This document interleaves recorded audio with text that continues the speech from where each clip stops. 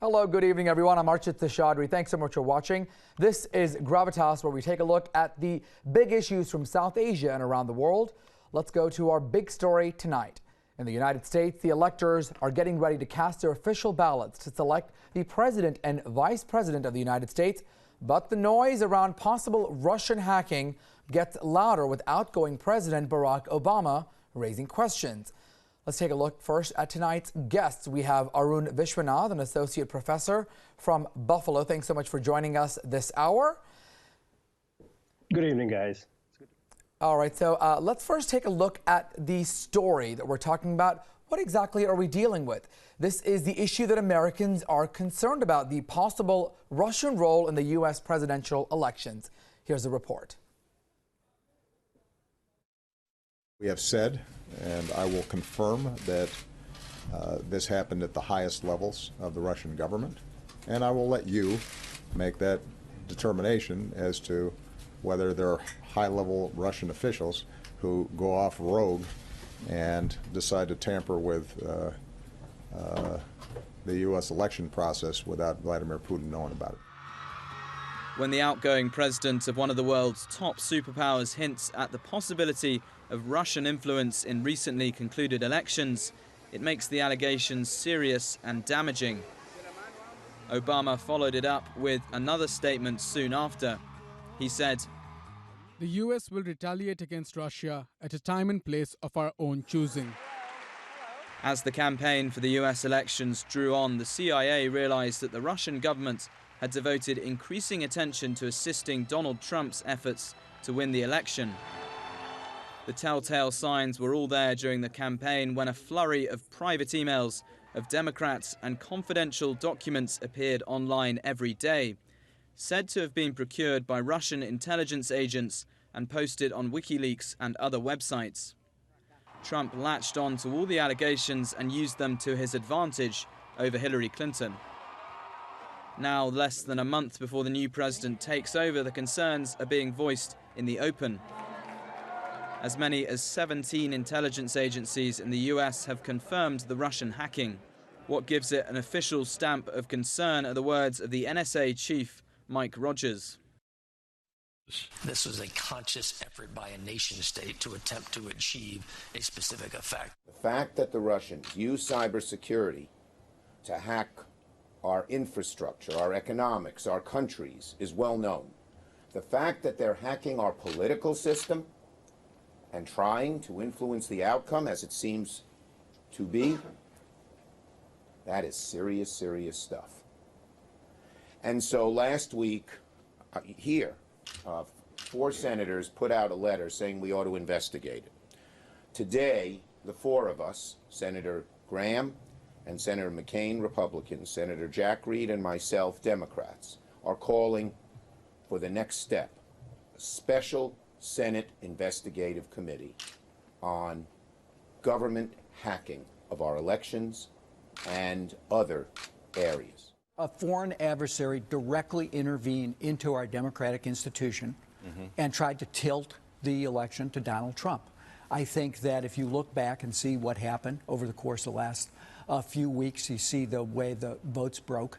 You know, I was highly critical of the way the FBI, particularly the FBI director, managed the situation with respect to the Russian engagement versus Hillary Clinton's emails. I think that all had an effect on the election. Meanwhile, US President-elect Donald Trump thinks that there is no truth in these allegations, and the Russians have been dismissive as well.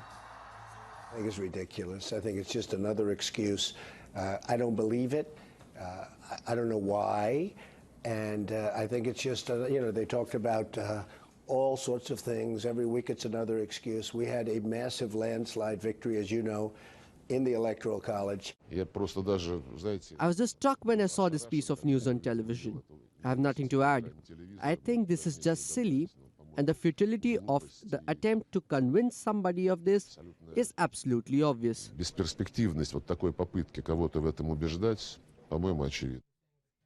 Clearly, the last word on this issue has not been heard yet. What happens from now on will clearly impact the US-Russia ties in years to come. Bureau reports, WION. Let's reintroduce our guests again. Joining us tonight on Gravitas, we have Dmitry Babik, the head of the Russian International News Agency, joining us, as well as Arun Vishwanath joining us from Buffalo, New York. Thank you both for joining us. Let's first start with Dmitry. First of all, this news coming in the day when electors in the United States had to cast their ballots. There's also been speculation that there may be faithless electors, those who may not necessarily vote for Donald Trump. What do we make of these allegations when it comes to Russian hacking? Well, I think it's just very strange, these accusations of Russia without any facts. I mean, we have the American Secret Services contradicting each other, because some of the American Secret Services say they have positive assurances that there was Russian involvement. Others say they don't have it. The problem is that none of the big American newspapers who made reports about it, none of them gives any facts. None of them gives any traces, which computers, which cities in Russia, which individuals. They just quote anonymous sources in the US government or in the US Secret Services. So in general, I think Barack Obama's presidency is the worst in the history of the United States, not only because he got the United States involved in several wars which were not inevitable, but because he, in fact, destroyed the credence, the trust in American democracy. That was the dirtiest election over which he presided, during which Donald Trump was elected. Mr. Obama got involved in that elections completely, 100%, supporting one of the candidates and denouncing the other candidate. The United States has never had this experience. And now, quite obviously, Obama's administration is trying to sabotage the transmission of power to the victor of these elections. And how do they try to sabotage it? They just make allegations without any facts behind them, without any evidence. So in fact, I think this is all a huge disgrace for Obama, for his administration, for Hillary Clinton. And first of all, it's a disgrace for the New York Times and the Washington Post, the two newspapers which used to be great media outlets and which are now just mere propaganda outlets for Mr. Obama and his allies. All right, let's bring in Mr. Arun Vishwanath back into the conversation. Thank you again for your perspective. At this point, do we have any kind of proof or any evidence? Is this just good timing by the United States to sort of throw this out just hours, in fact, before electors head to cast their official ballots, Arun? Not really. I mean, to first answer the question, we've had proof, and we have talked about the proof. The National Security Agency has come out and talked about this. This is an extremely reputed agency. And there have been 17 other investigative agencies that have got pretty much irrefutable evidence of the involvement of cross-national activists. Now, the nature of the internet is such that, people can do things and hide, their identities to a large extent. But we have enough technologies to be able to pinpoint another location of the individual. Now, if this is somebody who's working, within your house, we can still not say it's you, right? You can always say I was not at home. So that's the nature of the internet. So we have enough of a smoking gun as far as internet crimes are concerned, and we've had it for a while. And I think, let's be honest about it. President Obama did a great service by not going after and coming out with this. When we looked today, when we are looking at what happened in the White House, it was very clear that he tried his best to not interfere with the elections as they were happening. And now we have the Electoral College vote, which is separate from the popular vote. So when the popular vote were happening, he tried his best to stay out of it, to stay out of releasing this information about the Russian involvement. And I thought he did a great service. I mean, he kept himself as neutral as possible, given the internal intelligence information that only he is privy to. So now that the election is over, we have selected, our president. The American public has cast their vote. It's time to now, put the cards on the table and say it for what it is. And that's exactly what's going on. I mean, we need this. We need to be talking about this. We need to be coming clean on this. And that, I think, is the right thing to do. Arvind, let me stay with you about this. The fact that Obama actually brought this up, on a day when the electors had to cast their ballots, does that make it more real? Does that sort of add the urgency to make it believe to the American public as well as people around the world that this, in fact, was influenced by Russian hackers to get Donald Trump to be the next president? Absolutely, absolutely. And let's be honest about it. Obama has nothing to gain from this. His presidency is over. He's not doing this for anything else. Could he be doing this to get Clinton back in, possibly, if there's any... There is no... Honestly, there isn't. There isn't an opportunity or a possibility. You know, we live in a true democracy, and we're not. This is not, no amount of propaganda from any direction, if we want to call it that. It's going to change that. President Trump will be President Trump. We know that, and so all that's going on right now is we're coming clean with what we think we should be addressing in the near years to come. And this is not just an American problem. This is going to be a global problem. This is going to be a problem that's going to happen everywhere where there are forces trying to delegitimize the existing systems that are in place. And this is a classic example of how, in this new world of the internet, hackers and foreign operatives, extra legal sources can influence the process and then come out and say, well, you guys didn't give us proof. Right, right. The onus of proof is not to provide it to somebody in another country. The onus of proof is to provide it to your own citizens. And that's exactly what we're doing. Let's go back to Dmitry now. Dmitry, the allegations about Russian hacking, of course, has been denied by Russia and Putin, saying that there's no involvement. But many countries certainly do believe or would like to think that there could be some kind of influence with regards to the U.S. elections. As we mentioned earlier on in the report, between 1946 and the year 2000, the U.S. and Russia have intervened in this situation about 117 times, or to put it in perspective, 1 out of every 9 competitive national level executive elections during this period. Do we think that Obama is just being strategic at this point to bring it out there, or is there more to it than the fact that Obama has brought this to the limelight? Dmitry.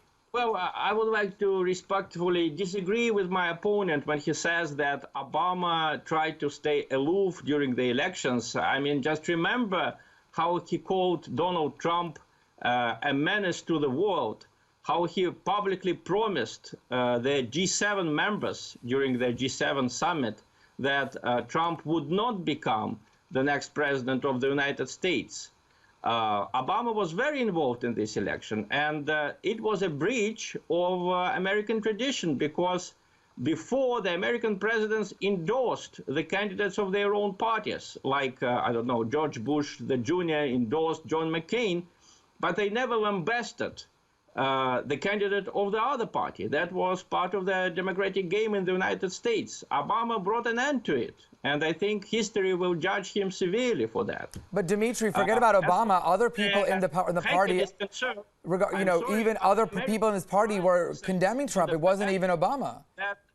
Their system of voting is not electronic. If you read a number of articles, again in the New York Times and in the Washington Post, they have been saying before the elections that the voting procedure is a bit old-fashioned, but it's not dependent on computers. That's what they have been saying in the newspapers in the U.S. administration for months before the election. So obviously, even if some evil hackers from some other country, I insist that we have not been shown any smoking gun leading to Russia. So even if some evil hackers interfered with the mailboxes of the Democratic Party or the Republican Party, they could not interfere with the way voting machines worked. And again, the last thing that I would like to say is that obviously this is going to be very bad for the U.S. democracy, because you see how the outgoing administration is sabotaging the work of the new administration. It's quite clear that Mr. Obama is making the work of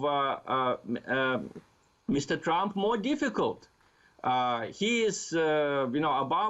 has spoiled the relationship with Russia beyond repair. Obama has basically set the United States on a collision course in many parts of the world. And what is the worst thing about his presidency, he did it without any apparent necessity. Well, Dmitry, let me ask you a question. You mentioned earlier that Obama, has basically lambasted Trump, and there was something that was unprecedented. Other presidents in previous elections had never done that. But this election, to certainly say, was one that was bizarre. Many Republicans also did not endorse Trump. So what about that? It wasn't just Obama, if we're going to, bring the Democratic perspective into the conversation, but many of the Republicans, including Paul Ryan, were not standing united behind Trump. And there was a lot of disconnect within the Republican Party themselves. I understand what you say, and there were such cases before when there were like internal rebellions inside the Republican and the Democratic Party, but the president getting involved in the electoral fight and lambasting one of the candidates, it is much worse than an inner-party rebellion, because this is one of the basic rules of democratic election, the neutrality of the state. You can have all kinds of opinions inside parties. You can have all kinds of factions and disagreements. The state should stay aloof of the election. The state should rule the country, its economy, its army, but it should not rule the country's elections. That's why you usually have independent international observers. You have a special authority organizing elections, because if the state is directly influencing the elections, as Obama did, then election loses its sense. Ajay, let me ask you a question when it comes to... Can I just add something, Dimitri, to Dimitri's Absolutely. comment? Go ahead, Ajay. Go ahead. I'm sorry to intercede, but this is basically the pot calling the kettle. This election was different from every election in the past. We have the use of Twitter, and we have new technologies. We are constantly evolving as a democracy. And what Obama did when it came to campaigning was really nothing different than every other presidential election in the past. Now, almost 3 months before the election, I myself, along with a lot of other people who were in the media, were talking about the fact that the Russians were trying to delegitimize the process. And this is essentially what Dmitry is saying.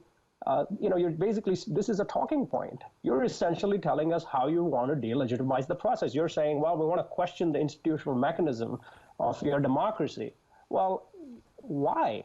Why are you so interested in showing that the American political system might not be working? Is it probably because I will explain why. Because we question the political processes that you guys are engaged in? Didn't you do the exact same? This is a playbook that you've used all around the Russian former republics. We've been doing it everywhere. This is nothing new. The only difference here is the scale of it. One second, Dmitry. I'm going to ask Arun a question before we get to you. Arun, why didn't the U.S. bring this up earlier then? Why wait till the day when electors get to the... if there was indeed any kind of concern, certainly the timing seems suspicious or odd that it had to come the day of. Why wait till, December the 19th to bring this up? Well, we've been bringing it up. It would be wrong to say we have not been bringing it up. We've been talking about Russian interference for a while. We've even been cautioned. The FBI even cautioned us going into this. They cautioned the DNC, saying there are breaches in the DNC. So it's not like we weren't bringing it up. But the scope and scale of it is something you can bring up when an election is going on without muddying the waters even more. That would be interference. So what we're doing now that the election is over and settled, and it really is, we're now saying it's time to talk about this. It's time to put the cards on the table so that it never happens again. We cannot let democracies get delegitimized by external forces. We've been talking about this in the times of Alexander Hamilton, who talked about essentially foreign powers interfering in elections. And what is the ultimate, at this point, if anything is going to be done, what is the Democrats or Obama's motive at this point to talk about this on the day when electors head to the polls? I don't think there's a motive here to do anything. It's first thing, this is the Electoral College that's going up to work. Right.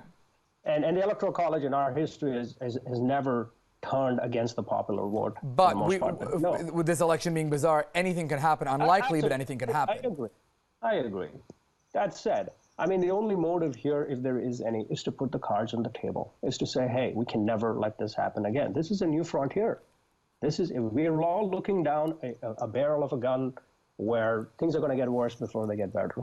And it's time for us to bring this out. The best way to deal with foreign operatives with people interfering in your election is to bring it out so that your population, the people who you are responsible for, your group, your democracy is for the people who are in that country. They need to know what's happening. That's all this is. This is not a play for some foreign national or to improve our prestige all over the world. This is to make sure that this never happens again. All right, Oren and Dimitri, we're going to come back to you shortly, but first, another report to bring to you in the run-up to the presidential elections as more and more personal emails went public from Russia's hackers. It was noticeable that all of them appeared, most of them on WikiLeaks, the online library of some of the world's secret documents. So what is the link between Russia and WikiLeaks, if at all? Here's the story. The leak of 50,000 emails from the Democrats' stable during the run-up to the elections embarrassed the party no end. Many of these mails found their way to WikiLeaks, the controversial trove of some of the world's secret and classified documents. US intelligence appears convinced that Russia and WikiLeaks are hand in glove, and this could pose a threat to US national security and privacy. The agency has warned the recent disclosures of alleged hacked emails on sites like dcleaks.com and WikiLeaks and by the Guccifer 2.0 online persona are consistent with the methods and motivations of Russian-directed efforts.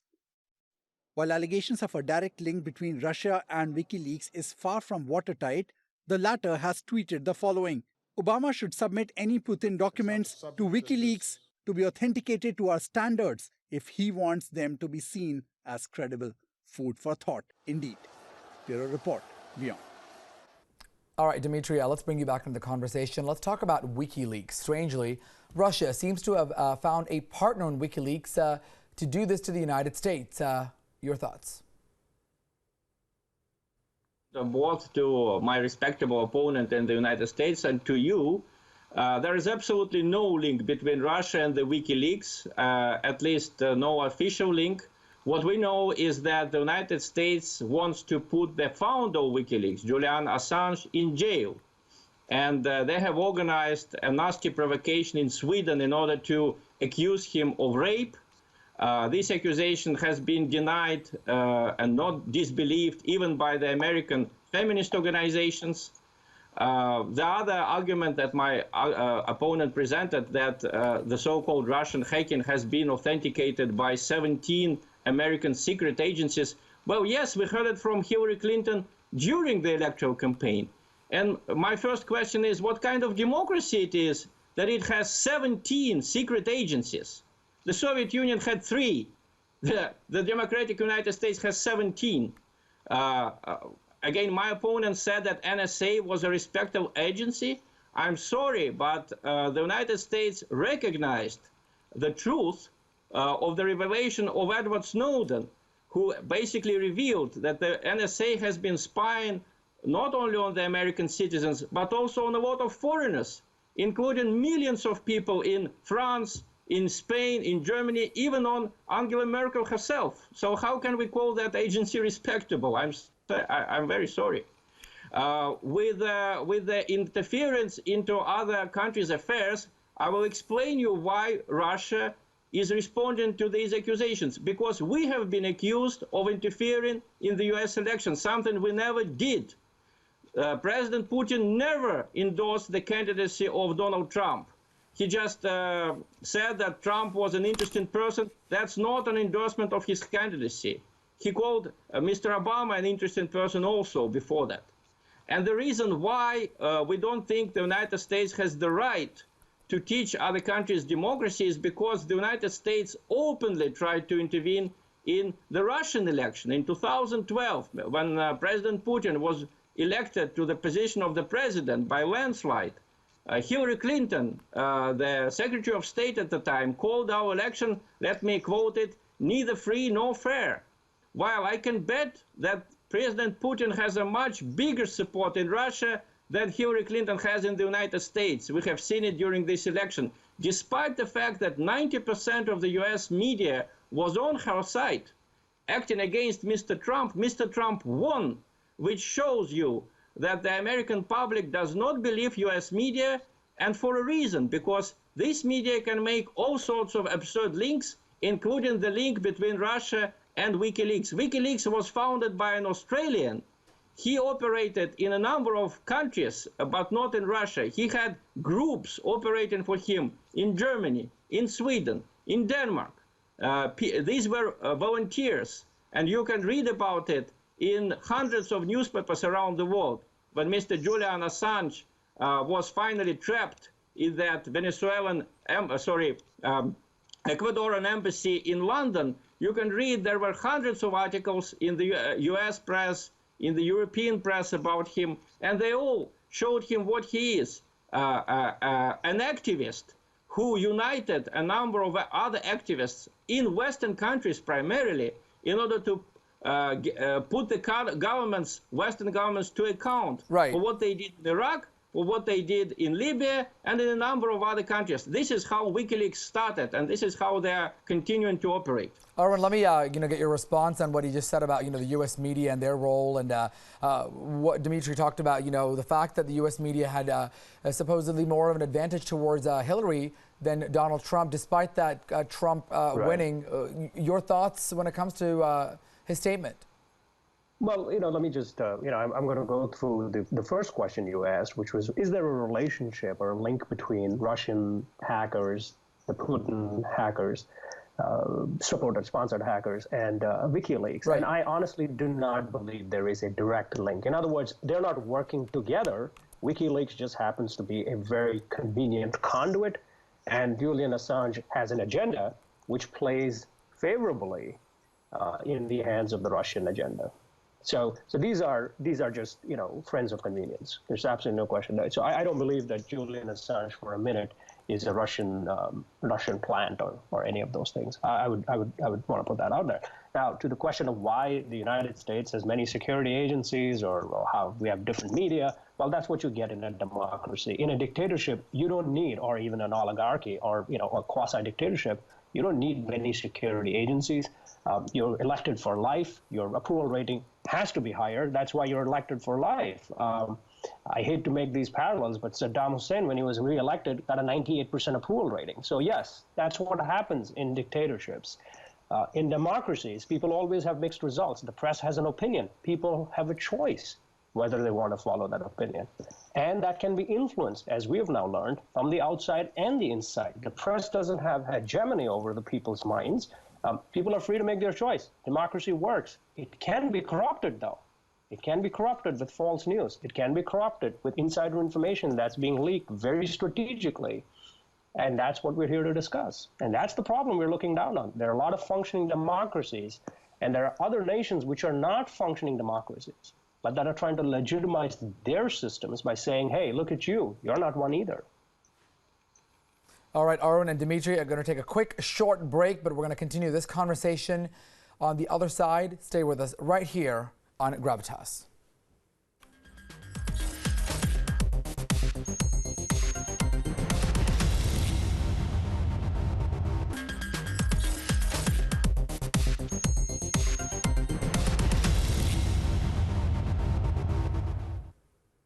Welcome back. You're watching Gravitas. We're discussing the issue that is creating the storm in the United States, the alleged Russian cyber intrusion with regard to the presidential elections. But first, let's take a look at how the hacking could have actually panned out. Here's the story. The American intelligence officials believe that the hackers were associated with two Russian intelligence agencies. In July 2015, a hacking group possibly linked to the agency, the main successor to the KGB, entered Democratic National Committee servers undetected for nearly 1 year. The group was nicknamed Cozy Bear, the Dukes, or APT-29 for Advanced Persistent Threat. In March 2016, investigators believe that the GRU, or a hacking group known as Fancy Bear or APT-28, was the second group to break into the DNC, but it has played a bigger role in releasing the committee's emails. Now, who are the leakers? The first one is Guccifer 2.0, a self-proclaimed hacker that investigators believe was a group acting as an agent of the GRU. It published documents itself and leaked a series of DNC documents. The other leaker is believed to be DC Leaks. Investigators say it is a front for the Russian hackers who have tried to disrupt the election this year. It appeared in June as the release of the stolen Democratic Party documents began. And then, who are the publishers? The first one, of course, is WikiLeaks. The website released about 50,000 emails from the Democratic National Committee's computer servers. It is unclear how WikiLeaks obtained the emails, but Russian intelligence agencies are prime suspects. The leaks were also published by the mainstream media. Dozens of newspapers, television stations, bloggers and radio stations around the United States, including the New York Times, the Washington Post and the Wall Street Journal, pursued reporting based on the hacked material, significantly increasing the effects of the cyber attack. In some cases, Guccifer 2.0 and DC Leaks took requests from reporters, releasing documents to them directly. Let's now bring in back our guests joining us this evening. Arun Vishwanath, an associate professor with the Department of Communication from the University of Buffalo. Thank you for joining us again, as well as Dmitry Babich, the head of Russia's international news agency, Sputnik. Arun, let me start again with you. There was talk in the U.S. media that Russia's president personally supervised Russian hacking of the elections. Now, as we mentioned, can that actually be a possibility, or is this just something that Putin is doing to sort of scare democracies around the world? I think it's a very, very strong possibility because we know the operatives who were involved in this. We know their links. We know where they're located, for instance. I mean, we have done this, and this is not the first time we have found foreign operatives and located them. So for what people believe, often people believe that if you send an email to someone, it's very hard to trace the individual, but it's possible, and we have the technologies to do it. Just to give you a parallel example, there was a long time when the Chinese government military was actively involved in similar attacks on organizations in the United States, and we were able to pinpoint the location, essentially the military complex from where the emails were coming in.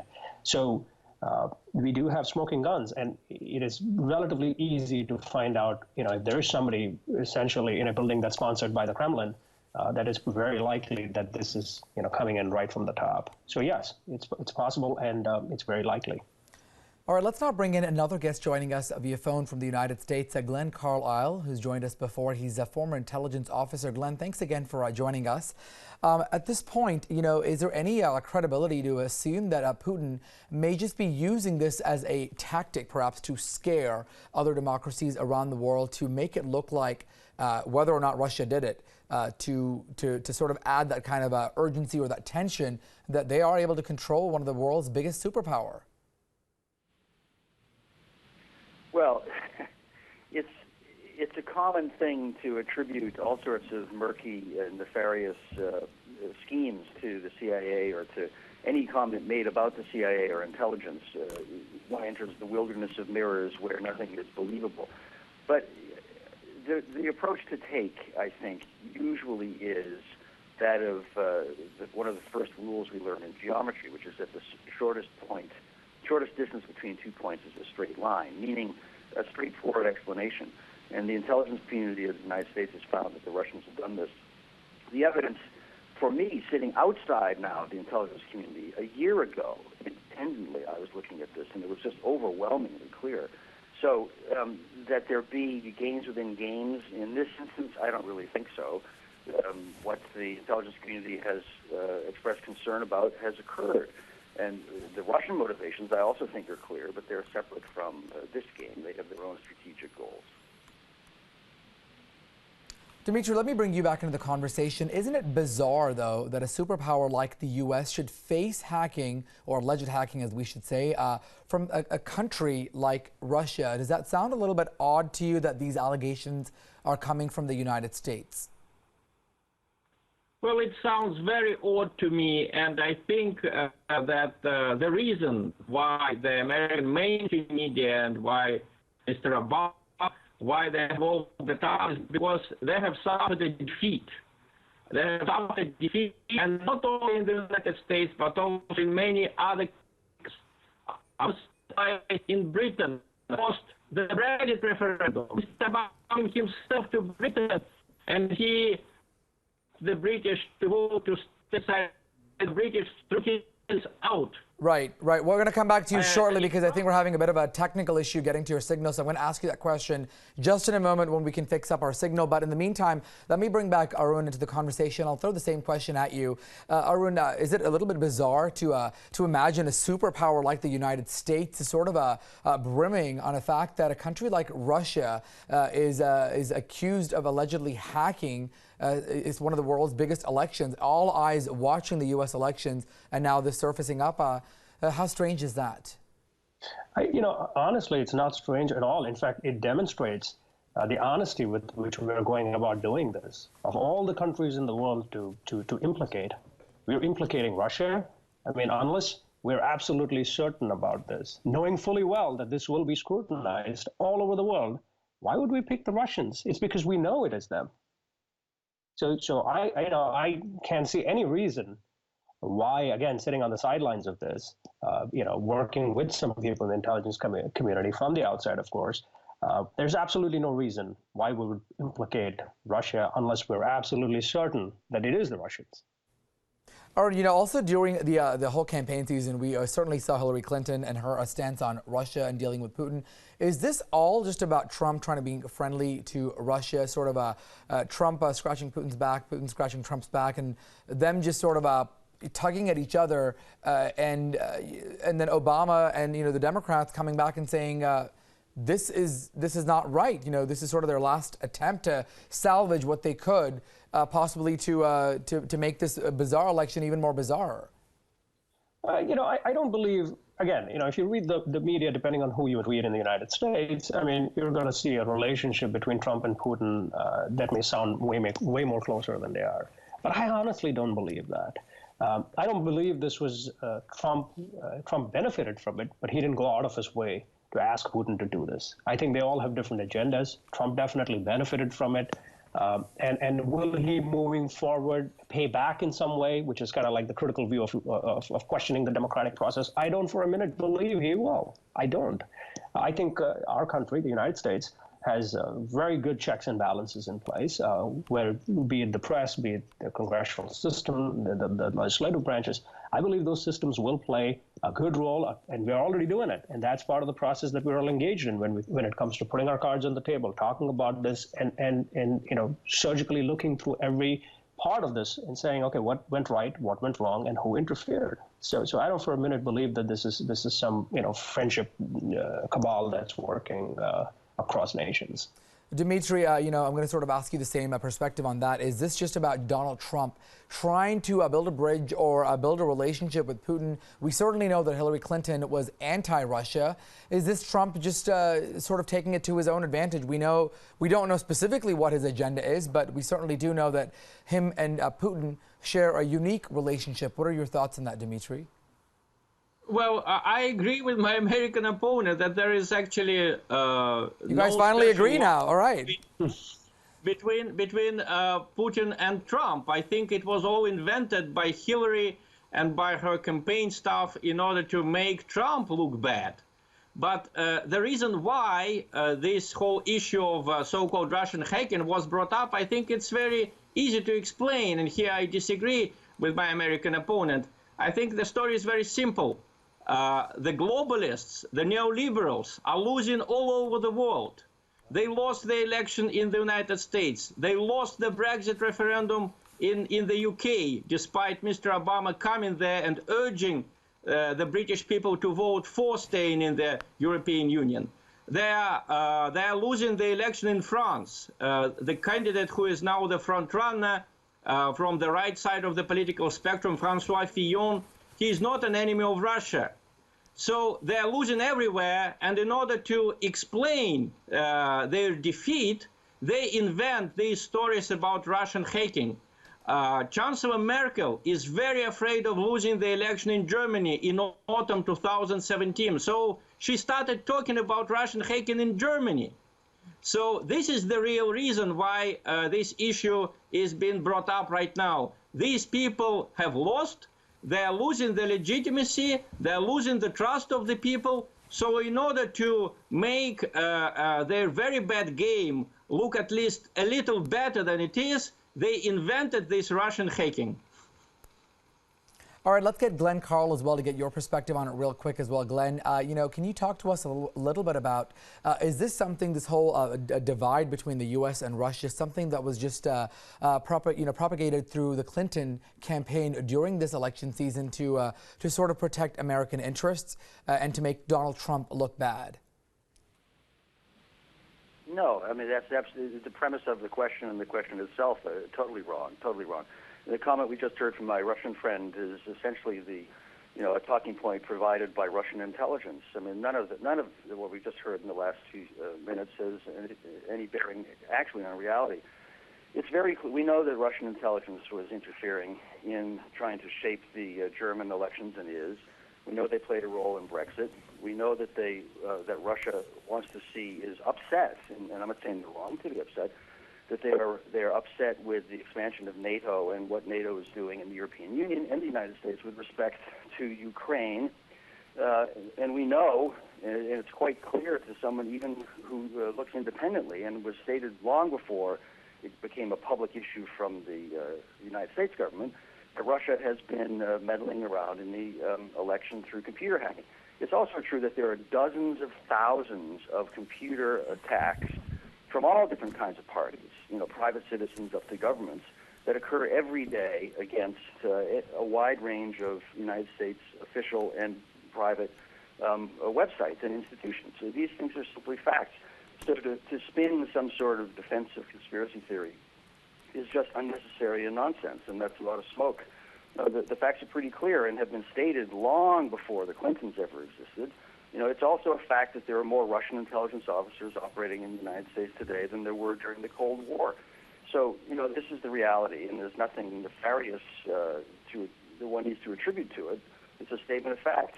It's realpolitik that has been finally pointed out publicly.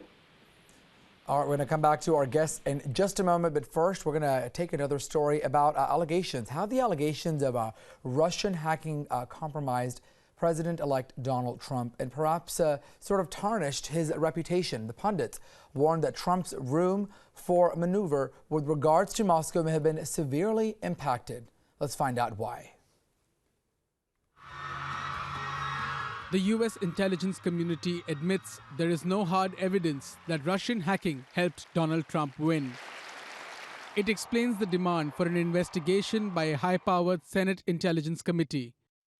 Russia, using hacking and disinformation, interfered with the German elections, interfered with the Brexit vote, and now is interfering with the American elections to prop up Donald Trump. And what is terrifying our allies overseas is that Trump has been briefed on this. Trump knows all about it. And then he stands up and says, I don't believe it. I believe Vladimir Putin. The larger question is how vulnerable the hacking has made the US and its president. Trump's room for maneuver with Russia in the days to come may be limited given his Moscow links. In that sense, he could be a compromised president. The Washington pundits warn that Russia will influence US politics to advance its own foreign policy goals. This would include curtailing the advance of NATO into Eastern Europe, ending Western sanctions over Russia's annexation of Crimea, and preserving Bashar al-Assad in Syria. Well, the biggest thing with Donald Trump and Russia is that, he really, I believe, is emerging as a useful fool. That's a term used in spy parlance, which basically means somebody who doesn't understand what's going on around him. Many say the hacking has underscored how easy it has been for the Russians to penetrate American political institutions. They say it is difficult to explain how a traditionally anti-Russia party like the Republicans has thrown in its lot completely with Trump. Bureau Report, WION. Glenn, let me get back to you on this. While openly siding with Putin, has Trump also compromised his own future? And is the U.S. now more vulnerable under a Trump administration? Your thoughts? Yeah, well, you're asking me, I believe. Yes, he has compromised his future, and yes, the United States is more vulnerable. This is something that I have been trying to comment on publicly for over a year, as have many, many others. Separate from me, there's no coordination here. There's simply recognition of the facts. In fact, I think I have stated also as clearly as I can that the United States is facing the greatest crisis to its institutions and its integrity as a nation since 1861, when the United States split in half during a civil war. Yes, he is compromised. I think even your presentation may have understated the degree of collusion between Trump and the Russians. It's a very, very serious matter. And the simple way to explain why he dismisses this is because it occurs, and he's denying it. We know that almost nothing he says serves any purpose, or everything he says serves only the purpose of advancing his personal interests rather than having anything to do with objective truth. So it's a very, very disturbing situation. Oren, I'm going to ask you the same question with regards to this from a U.S. Reaction perspective. Is this now jeopardizing Trump's future, and is the United States much more vulnerable under his administration? I'm a little bit of an optimist in that regard. You know, I can't tell for sure whether Trump and Putin are connected directly. He'd surely benefited from this. Now, to what extent is this going to jeopardize the future of his government or the governance style or the way he deals with the Russians? I mean, that's something that's an open question. And I am hopeful, and this is why I say I'm an optimist, I'm hopeful that we have the democratic institutions. This includes the press. This includes the legislative branches of government.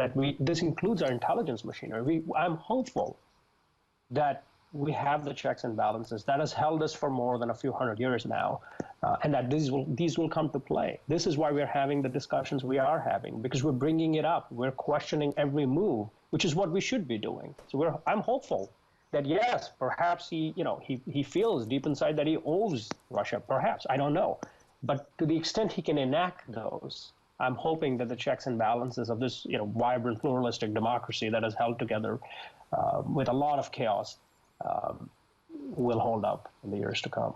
And Dmitry, same question for you as we get ready to close up this discussion. But what is your thoughts on that when it comes to Donald Trump, especially from a Russian perspective? Does this make it more accessible for Russia, perhaps, to have more of a presence or a foothold with Trump versus Clinton, who at this point more than likely is no longer in the books? Well, answering your question, I have to admit that the answers of my opponents from the United States made me very sad.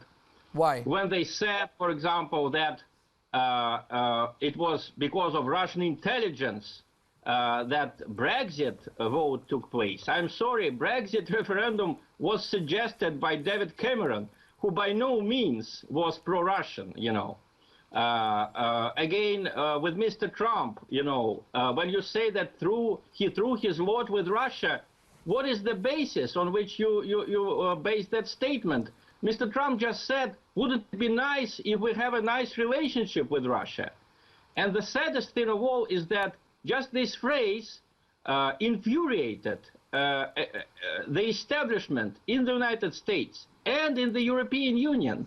Unfortunately, we in Russia, we have been wearing kind of pink glasses when looking at Europe. We thought that Europe was peaceful, that, okay, in the United States, some people were against us, but Europe is peaceful. No, the EU was, the EU bureaucracy, the EU establishment, they were terrified by Trump's victory simply because Trump openly said that he didn't want to be an enemy of Russia and of President Putin.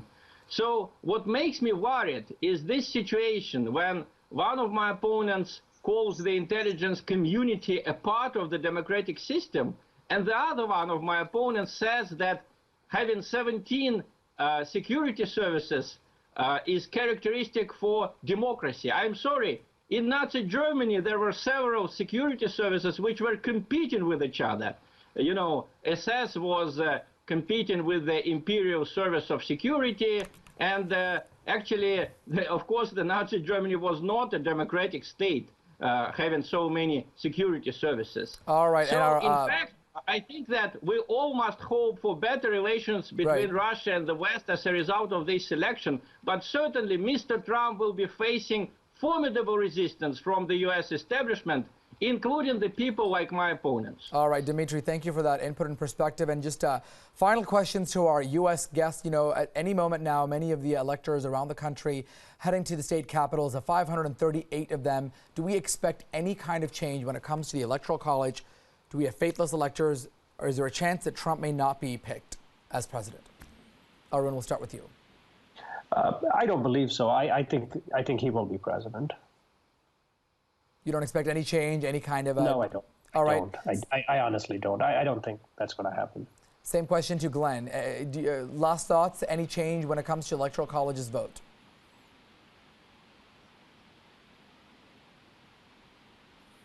Glenn, I'm not sure if you can hear me, but same question to you. Do we expect any change when it comes to the Electoral College's vote when picking Trump for their next president?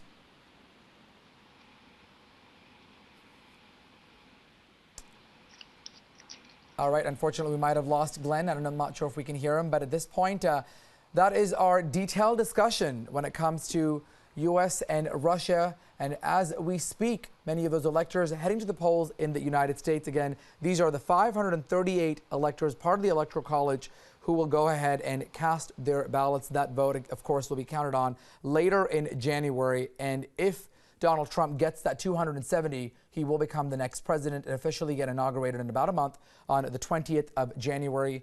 If in the unlikely event that he does not reach that 270, the House of Representatives will pick the next U.S. president. The Senate will pick the vice president. All eyes are on watching those votes. And that does it for us on Gravitas. I'm Archit Seshadri. Thanks for joining us.